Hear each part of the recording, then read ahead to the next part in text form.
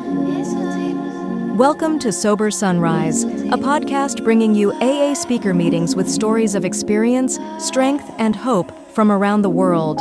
We bring you several new speakers weekly, so be sure to subscribe. We hope to always remain an ad-free podcast, so if you'd like to help us remain self-supporting, please visit our website at sober-sunrise.com. Whether you join us in the morning or at night, there's nothing better than a sober sunrise. We hope that you enjoy today's speaker.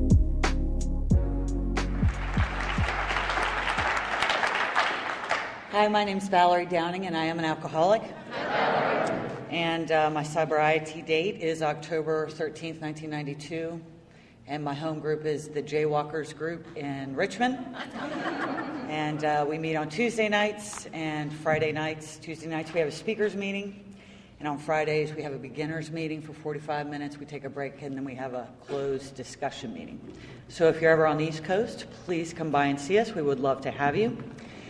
My mom is sitting directly in front of me, and it's making me nervous.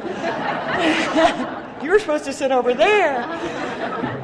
I'm really honored that my mom is here, but she's never heard me talk, so I'm really afraid of what's going to come out of my mouth. So. And I'm very honored to be here. It's really cool. And thank you to Larry and to the committee for inviting me. Very, very kind of you. I don't think you know what you got yourself into, but here I am, and it's too late now. But very honored to be here. Thank you.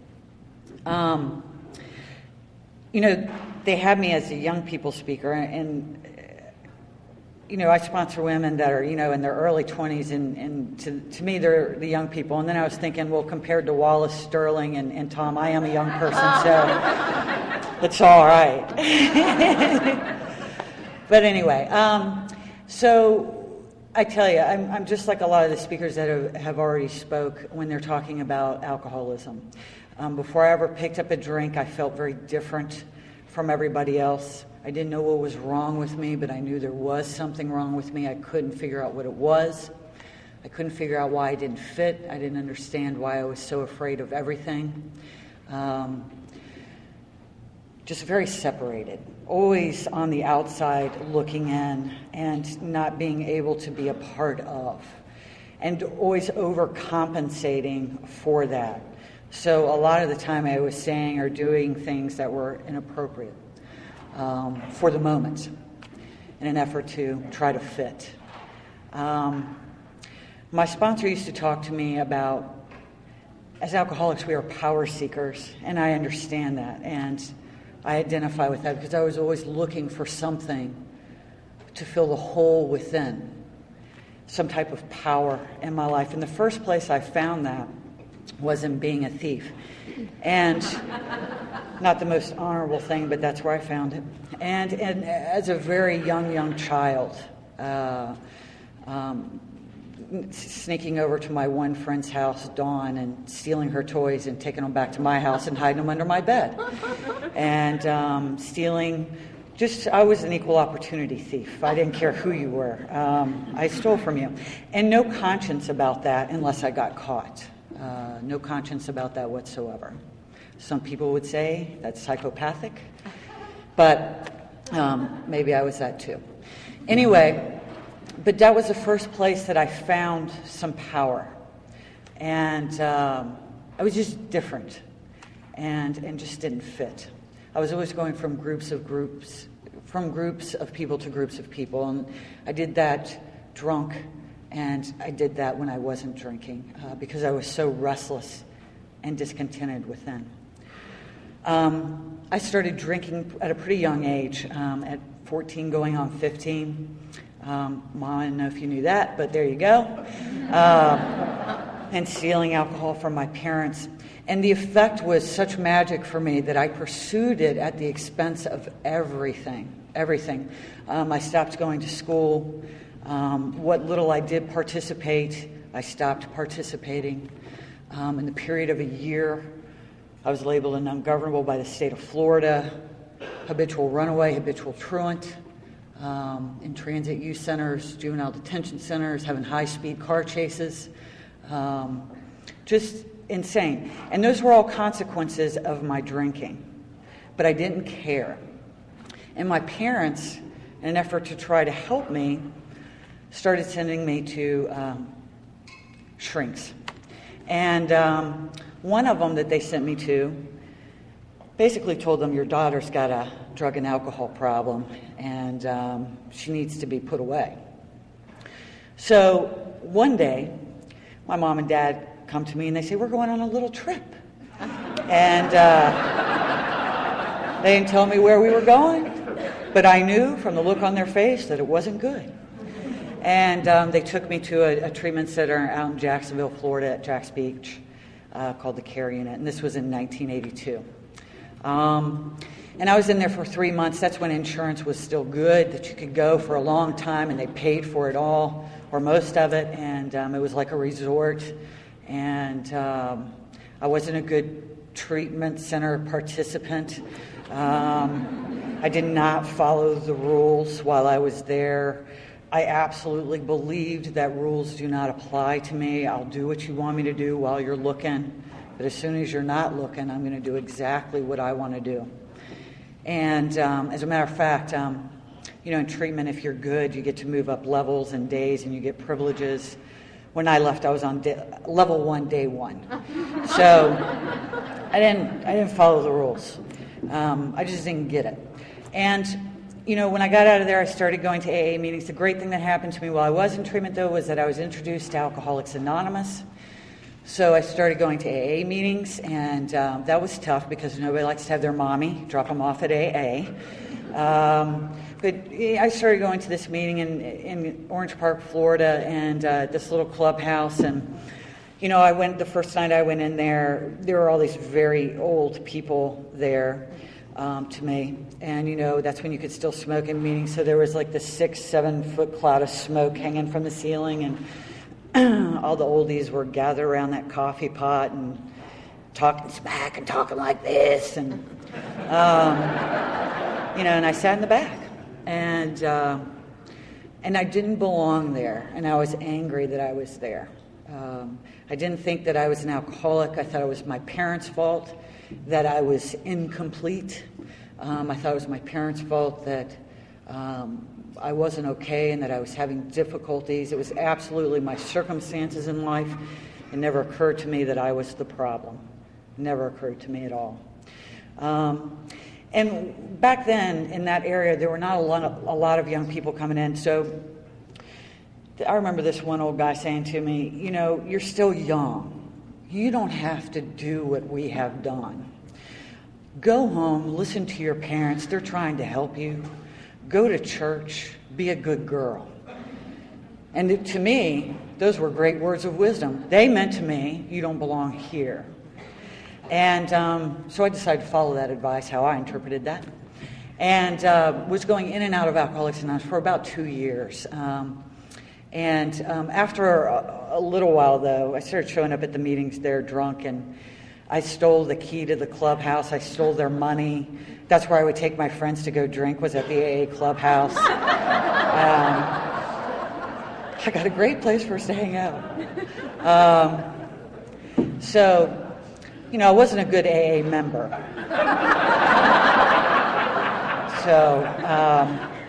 And what was wonderful is I've had the opportunity in sobriety this time to go back and clean that up through our amends process and pay that money back and admit my fault and where I was wrong. And it was a wonderful experience. And one of the guys that was there who, took my money and all this stuff, he goes, we knew there was something wrong with you, and we're glad you made it back. And he just remembered me being a shenanigan because I was in and out of there, and my version of working with others was helping the boys right along. And as a matter of fact, when I was 17, I got into a lot of trouble, and I had stolen some things, and it was a bad situation.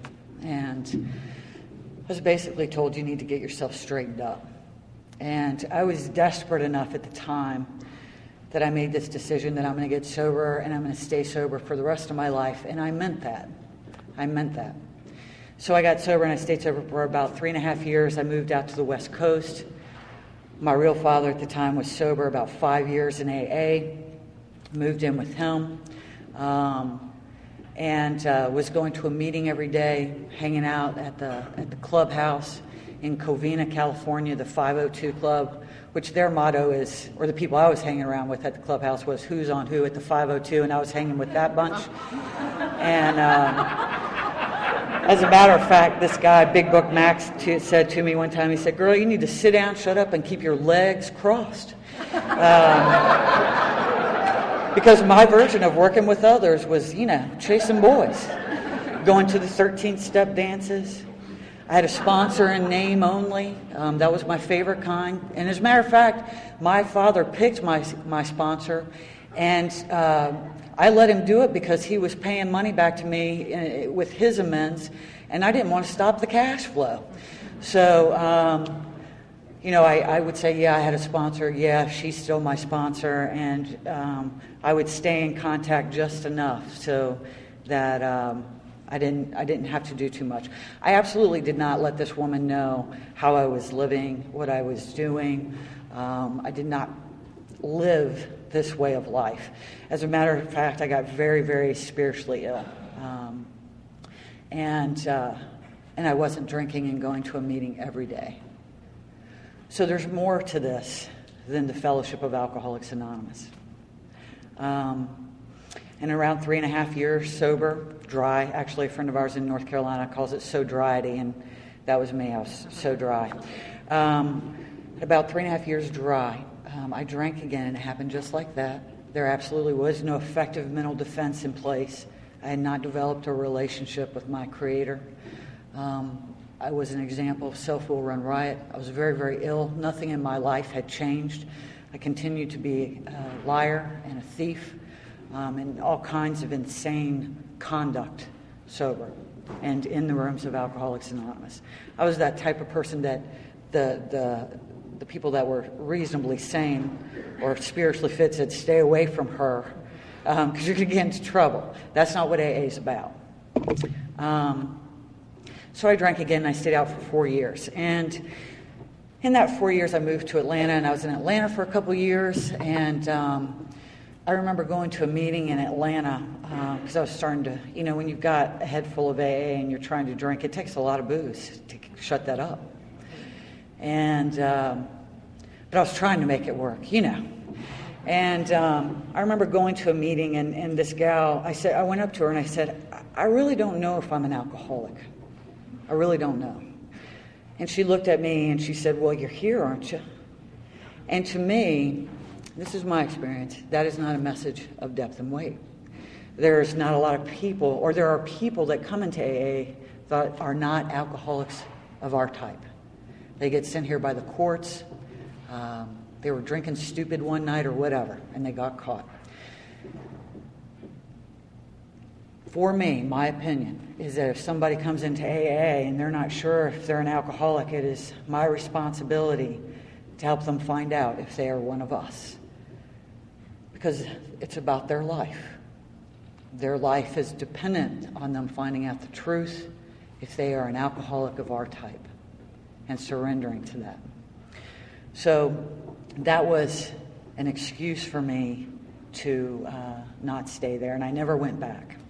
And I tried various ways of controlling my drinking. One of my bright ideas was I decided one time that I was going to raise sheep. I thought that would fix it. So we were out on 20 acres south of Atlanta, and I moved with a guy I met in LA. I moved with him out there, and and we got married, and I thought that would solve it. I always thought if I get my outer circumstances together, I'm going to be okay. My life will make sense. I will be fine. All the things that are wrong will be fixed if my circumstances are correct. And it didn't work. I kept trying and trying, and it didn't work. So one of the things that I tried was raising sheep, because I thought, well, maybe I need to try that whole back to nature, shoveling sheep dude type of thing. And being in a barn and being country. And that was for Wallace. But pretty soon I was drunk with my sheep, and raising sheep didn't work. And I'm telling you, and I mean this, it's a good thing I'm not a man when I was drunk with those sheep, because I can see how that happens. I really can. I understand. It'd be part of my conduct inventory. I'm not kidding. As a matter of fact, when we moved up to New York, we lived in front of a dairy farm, and I understood how it would work out there, too. So, but anyway, that's neither here nor there. Sheep doesn't work. If you ever want to try to control your raising sheep, doesn't work. So, I mean, that was just some of the insane things that I tried. And I love the definition of insanity that our book gives us, which is lack of proportion. Do not think straight. The inability to think straight. That's the story of my life. Complete lack of proportion. And I absolutely don't think straight. So, anyway, I was in Atlanta for a couple of years and ripping and roaring, and things were just starting to get bad there when my now ex-husband got transferred up to New York. And it's like, whew, thank God. I'm ready for a change. A new group of people, I'll start fresh. And I'd had a son by that time, and moved up to New York when he was a couple weeks old, and I was trying to be good for my son. And I was trying not to drink for my son. And I thought that would solve it. The responsibility of being a mother would change me. And went to the doctor, and I was breastfeeding at the time, and the doctor, I didn't drink beer. I thought beer was for wimps. I drank liquor, and liquor's quicker. And I didn't mess with that beer. And the doctor said to me, since you're breastfeeding, when you're having difficulty, if you drink some beer, that'll help let your milk down. And I was like, okay, I'll try that. So I like beer. I grew to like beer. Geneseo beer, as a matter of fact, for any of you New Yorkers. And I started drinking again, and I was gone. So whatever brief period I had of abstinence, once I put that alcohol into my system, I was off and running again, at the expense of everything and everyone. I am one of those people that leads a very ugly life when I'm drinking. Very ugly. And I do a lot of damage, and I hurt a lot of people. And I did a lot of things that just aren't appropriate to share from the podium. I led a very double life. I was a fine art rep by day, and at night I was hanging out in the biker bars, carrying a gun with a do-rag around my head with skull and crossbones. I mean, complete opposites. Not that there's anything wrong. Well, carrying a gun probably ain't a good idea, but not that there's anything wrong with that life or this life. It's just they were at complete odds with each other. And nobody ever knew what I was doing, ever. I never told the whole truth to anyone, ever. I was just a liar. And one particularly humiliating evening, and I'm sure I had been looked at this way many times before, with just complete disgust by those that were around me. For whatever reason, that evening I saw it. It registered with me. And that night my father called me, and he, in essence, 12-stepped me back into the rooms of Alcoholics Anonymous. And my then husband was getting ready to get transferred down to Richmond, Virginia. And I made this decision, well, when I get down to Richmond, I'm going to stop drinking. And it never occurred to me that I couldn't do that I didn't have the power to do that. Because before, if I wanted to stop drinking, I stopped. I mean, I always started again, but I was able to stop. And got down to Richmond. I went to my first meeting, and it was at the Phoenix group, which I thought, that's appropriate. I'm going to rise from the ashes. But no grandiosity here. But I went to my first meeting. It was the Phoenix group, and I felt like I was home. I felt like I heard How It Works read for the very first time. I knew I was in the right place. I was willing to do what you guys asked me to do. I got a sponsor right away. She ended up being committed a couple weeks later, but she was perfect for me at the time. We understood each other. Because I was insane. Once I stopped drinking, I go nuts. I'm not very comfortable sober. It's very uncomfortable for me to be sober. Unless there's a sufficient substitute, which Wallace just did a beautiful job talking about earlier today. So anyhow, I went to that meeting, and I wanted to be here more than anything. I had, our book talks about great desire, great need, great wish. And for people like me, it's not enough. That does not supply what I need in order for me to stop drinking and to stay stopped. Because I ended up drinking 2 more times, and I had no intention whatsoever to drink. My last drink actually happened up in Minneapolis, Minnesota. I went up there to see an artist. I was in his studio, and he had whiskey on his work table, and he just asked me, "Do you want a shot?" And out of my mouth comes, "Yeah, I do." And I was in AA, wanting to be a member of AA. I had never had that desire like that before, to be in Alcoholics Anonymous, and I drank anyway.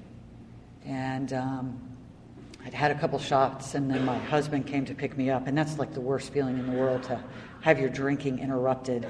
I was mighty angry the rest of the day, very uncomfortable. So when they all go to bed that night, I'm up trying to finish the job. And I'm trying to get to that place where I feel nothing and where I can hopefully pass out and just oblivion. That's where I'm trying to go. And I cannot get there. And I feel completely at war with myself. And I asked God for help. I said, "God, please help me." And from that moment on, I have not had to take a drink. And I absolutely believe that that's God's grace, because there's no way someone like me could stay sober this amount of time without something bigger than me intervening. So I've not had a drink since then. Sobriety's been really interesting. Haven't raised any sheep in sobriety, but I've been busy doing some other stuff. But sobriety's been really interesting. When I got sober this time, I was pretty crazy. I got another sponsor right away. I called her every day. I went to a meeting every day. The message she carried to me was Hazelton, and I took those steps out of Hazelton. I did exactly what she asked me to do. Well, not completely. When it came to relationships and men, I still kind of had my own agenda. Like they told me, don't leave your husband. But I already had 2 waiting in the wings, Because, I was one of those female predators in AA. No respect for anyone at all. Absolutely a taker in Alcoholics Anonymous. Some people say that's really sick, and it was. Anyway, so I left my husband at around 9 months, and I didn't know anything about how to live. I'd always found people to take care of me. I didn't know anything about responsibility. I didn't know anything about being self-supporting through your own contributions. I didn't know anything about paying your bills, having a checking account, getting a job that you have to show up for on a regular basis, a real job. I didn't know anything about that. In essence, I have grown up and am still growing up, according to my sponsor, in Alcoholics Anonymous. You guys have taught me how to live. So it was pretty messy, my first couple of years. When I was around 9 months sober, though, I started to go a little bit nuts. And I met some people who started taking me to a big book meeting. And it was like lights started to go off. I had a spiritual experience. I became an evangelist for Alcoholics Anonymous. And I started to find myself in those pages when they would get their topic out of the book. I started to identify with what they were talking about. And I had no idea that How It Works was in the big book. I'd been around AA for a long time, had no clue that came out of the book. It was a revelation to me to find out that there were directions on how to start and end your day. I mean, just a revelation. I was like, did you see this? This is so cool. I mean, I woke up a little bit, and it was awesome. And I made that my home group, and I started to carry people to meetings and get some commitments, and I had a different sponsor, and She took me through the steps the best way that she knew how, and it was a wonderful time in my sobriety. At around 3.5 years, the bottom completely fell out, and I got very, very sick again, spiritually sick in AA. I got very, very depressed, lost no car, no job, no money, no nothing. Very angry at the people in AA. I thought AA didn't work. I thought all of y'all were full of poo. I thought God was messing up. I was very angry at God. I didn't understand why I was having that experience. I'm like, God, how can you do this to me after everything I've done for you? You know, the sacrifices I've made. Just very angry. Very just rage. And then on the floor, depression. And I had the good fortune of meeting this gal. I was at her host at a conference, and her name was Camille Frey, and she lived in Louisville, Kentucky at the time. And I was her host at a conference, and I was listening to her talk. And she was starting to share about how she was 12 years dry, and she had a shotgun. And her man was out gambling and drinking, and she was just waiting for the old boy to walk in back through the door because she was going to blow him away. And I'm like, yeah, I understand that. I related to her, and she was different. Something had happened, but I understood the rage that she was talking about because that's where I was at. And I didn't understand what was happening. I thought AA didn't work. I thought I'd given myself to AA, and it wasn't working. So I asked her for help, and she said, yeah, I'll help you, but you got to come out to Louisville, Kentucky. So I said, okay. I was desperate. So I borrowed $40, and I drove out to Louisville, Kentucky. And she sat me down, and she talked to me, and she goes, Valerie, you are a mad dog alcoholic, and you're going to die. You know, like one of those bad Louisiana psychics. You're going to die. And, and if you think I'm going to pat you on the tutu and tell you that everything's going to be all right, you got the wrong woman here. She was very direct with me, very honest with me. She didn't pull any punches. She talked straight to me. She didn't soften up anything for me. And that was exactly what I needed. And I believe that God used that woman to save my life because I was suicidal. And it took me years to fully come out of that. People thought I needed to be committed because my behavior became so erratic and insane.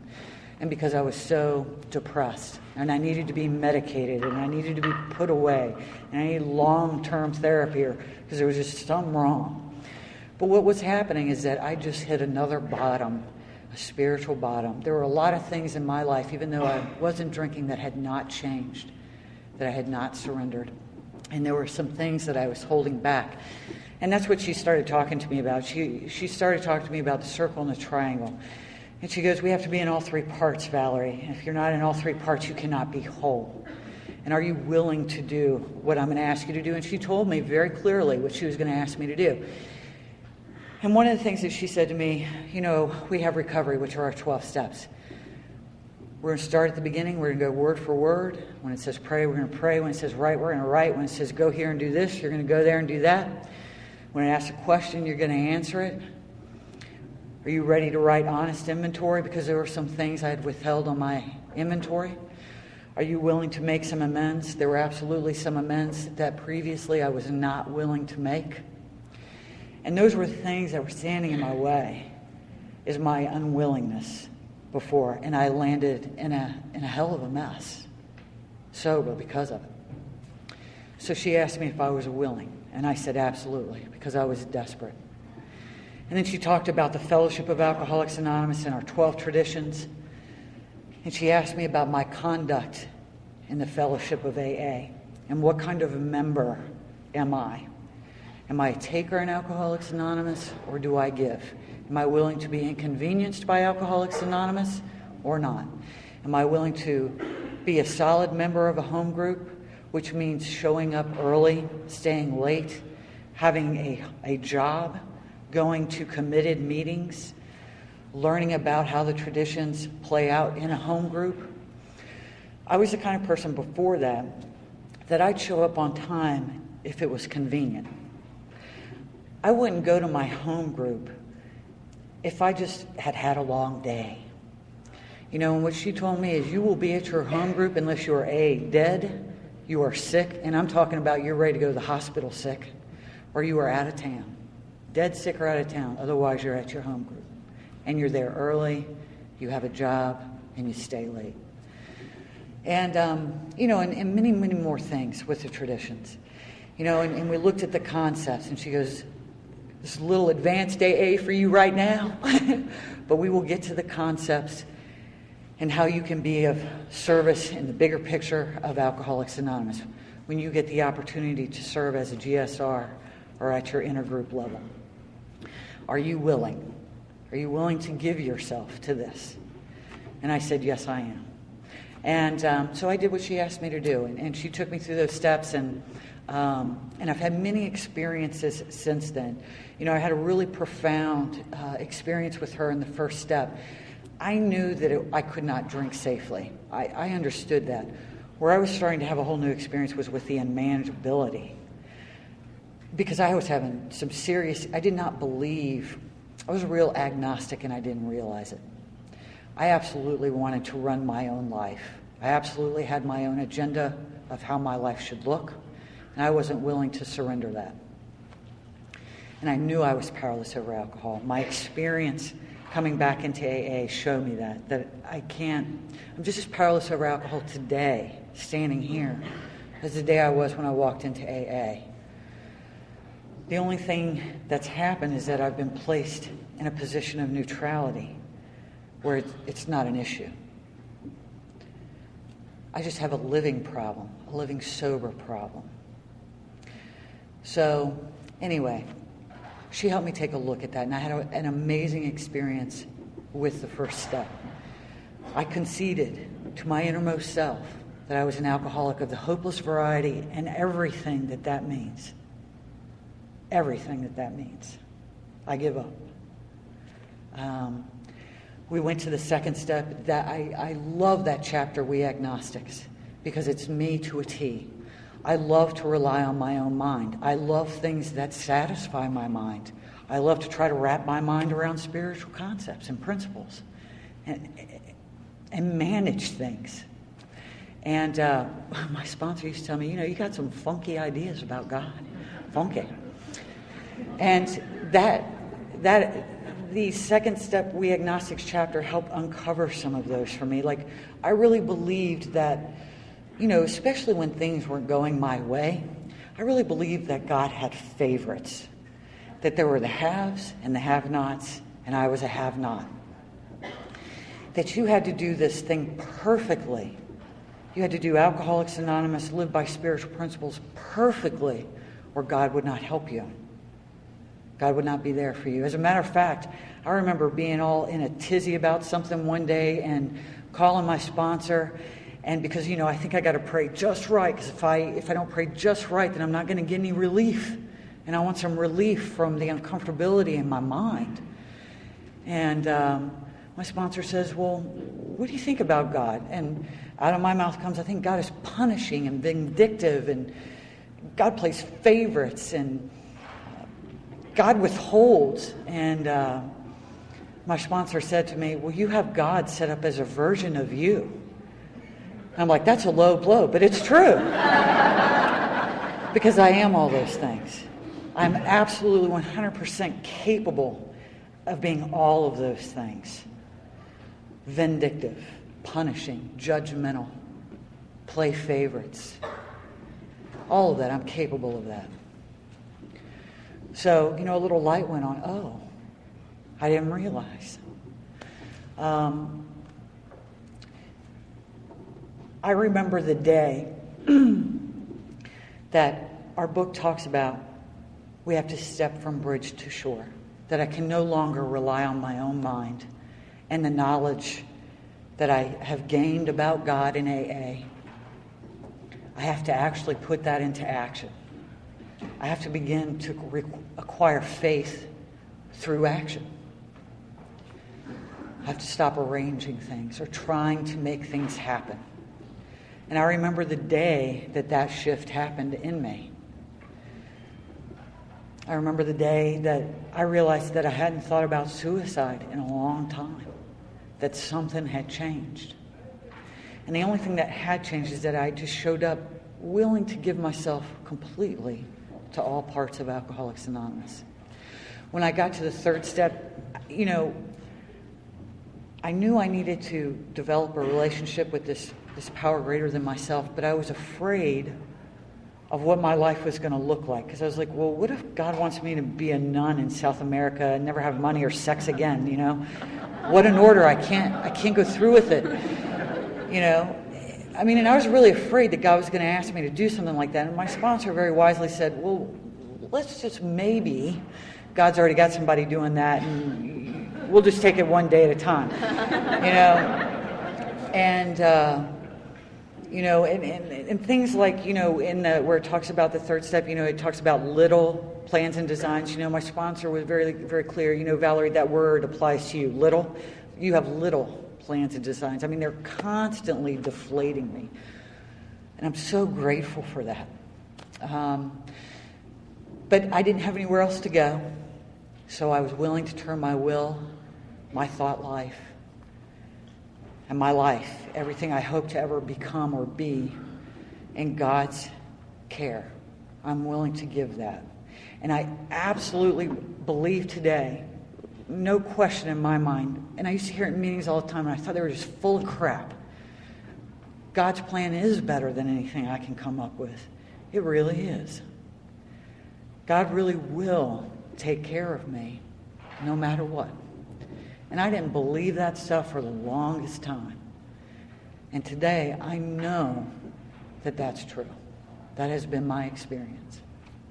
But I just had to get past what I thought I knew, my own mind and my own fear. Wrote inventory.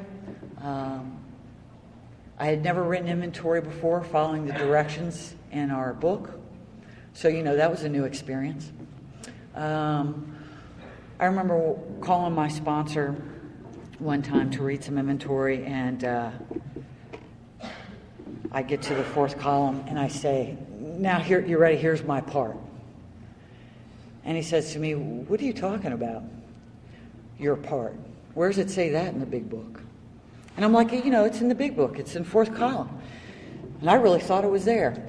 And he goes, well, go find it for me.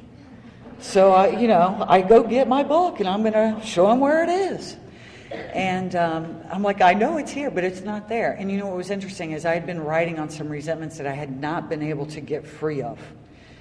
And that was part of the reason of why I could not get free of them, is because I was still saying my part. That person still had a part. I had not completely disregarded the other person involved entirely.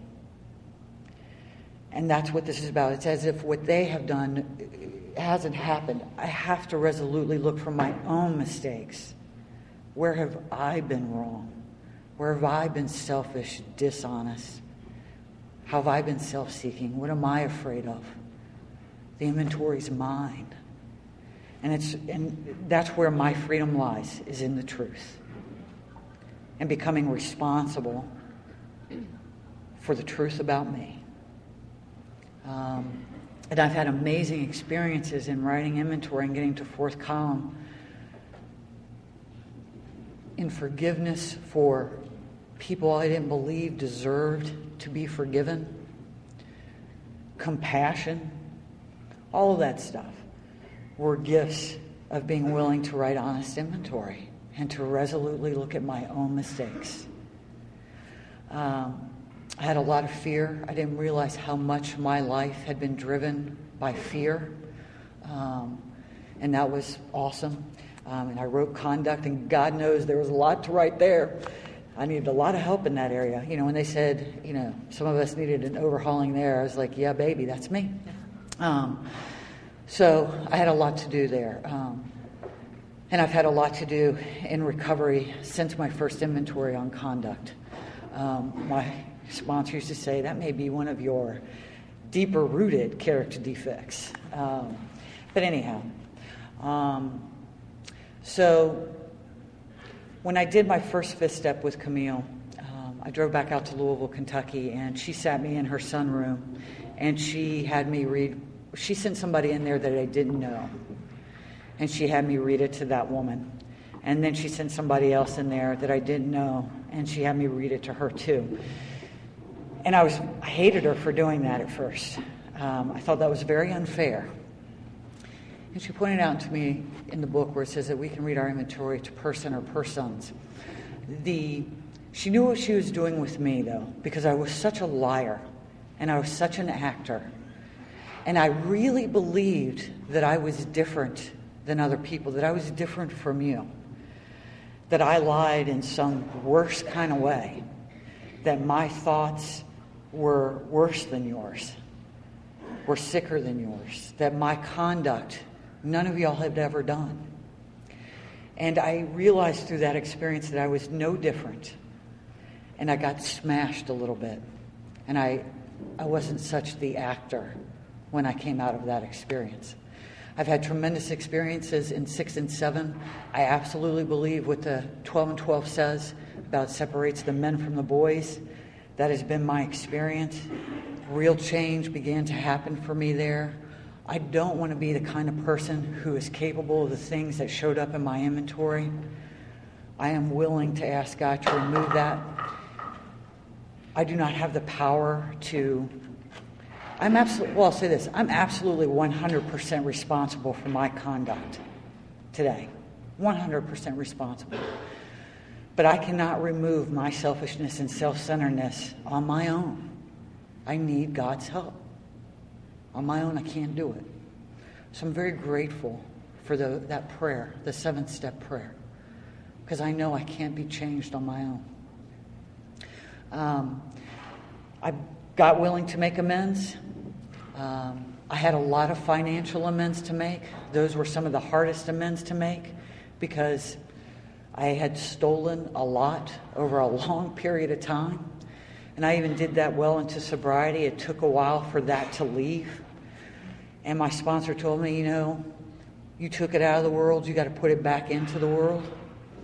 And at the time, I think I was making maybe $13,000 a year. To make these amends was inconceivable to me. I owed so much money, I couldn't even conceive of paying it back. And then my bright idea is, I'll just save up and pay it back all at once. That's what I think is the right thing to do. And thank God for strong sponsorship. And I was told, absolutely not. I don't care what the amount is, but you call them up or you go see them. You arrange the best deal you can. I don't care if it's $1, $5, but you pay that every month and you pay it consistently. And there were some months that it was all I could do to write that check. I did not want to do it. It was like, it's my money. And because I was afraid I was going to go without, that I was going to lose something, that I had something to protect. And the damnedest thing happened. The more I started to pay back those financial amends, the more money started coming into my life. And I don't understand how that works. It doesn't make sense. But in the realm of the Spirit, it makes complete sense. So I got very busy making amends to my family. It took a long time, I think, for my mother to trust me. She always looked at me out of the corner of her eye waiting for the real Valerie to show up. Or the old Valerie. And I'm very grateful for the relationship that I have today with my mother and my brothers. I love them dearly, and I'm very fortunate. So cleaning up the family is important. Practicing the 10th step daily. One time I called up my sponsor, and for a long time, I would see people, my heroes in Alcoholics Anonymous, and my sponsor included, and I wanted my sponsor to run my life. I wanted my sponsor to tell me everything to do.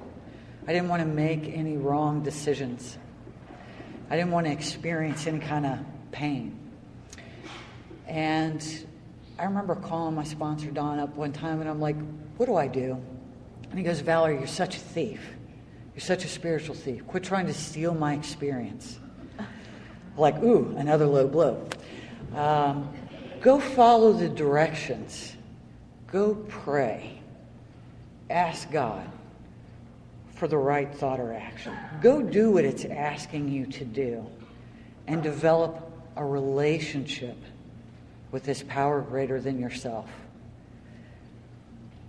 Develop the intuitive thought. But I'm lazy, you know? So I began to start to practice that and really practicing 10 and 11 actively, daily, and creating a working relationship and a prayerful relationship and a reliant relationship with this power greater than myself. And currently what's going on with me and my prayer life is very, very simple. I'm kind of uncomfortable in general right now. I'm not sure what the hay's going on, but I know it'll show up sooner or later. But the prayer that has been sitting with me is just out of the 11th step, which is, thy will be done, not mine. But what I say is, merciful Father, I pray that your will be done, not mine. And I stay very active in Alcoholics Anonymous in all three parts. Very active in taking women through the steps. I sponsor a lot of women. I'm very active in my home group. My home group does a lot, and it's an honor to even be a part of it. But we are very active in carrying meetings into correctional facilities, into treatment centers. We are very active socially. We spend a lot of time in each other's homes. We just had our first conference. We just put on our first Fellowship of the Spirit, which Tom was out at. He was calling me Madam Prez for a while, and I was like, finally, somebody who recognizes my greatness. But, he hasn't called me Madam Prez not once since I've been here. But anyway, we did our first conference. We do talent shows. We go dancing together. We dinner together. We fellowship together. And I have a family in Alcoholics Anonymous, and it is a wonderful thing to be a part. They are my people. I am theirs, and they are mine. And I just love it. It is the fellowship that I was seeking. It was the fellowship that I've been craving all of my life, and I found it here. And I almost missed it. And I'm so grateful that I was able to make it back to Alcoholics Anonymous. So, and I'm very active serving Alcoholics Anonymous. My home group, we get regular GSR reports and regular GSO reports. We want to know what's going on in Alcoholics Anonymous. We care about what's going on in our fellowship and the direction that we're heading. And we know that we are a small part of a great whole, and that our voice counts. And we're very interested in the fellowship staying whole with its primary purpose. As a matter of fact, not long ago when they came out with the 4th edition, and this is just an example of the power of your home group. One of the things that they had listed in I think it's some part in there, but that there was no difference between the online meeting and the home group around the corner. Well, we largely disagreed with that. And we think there's a huge difference. And we were one of the groups that wrote into GSO respectfully requesting that be changed. And because of groups writing in, that was changed. So you can be a part of something bigger than just what's going on in your own backyard. What's going on in your own backyard is extremely important because that's where we do our work of helping other alcoholics. But it's also important for us, for myself and for our home group, to care about what's going on as AA as a whole. So I've been very fortunate. I've had very fine teachers in Alcoholics Anonymous, very fine messengers in Alcoholics Anonymous. I have my heroes in Alcoholics Anonymous. And I love you all. And thank you so much for having me.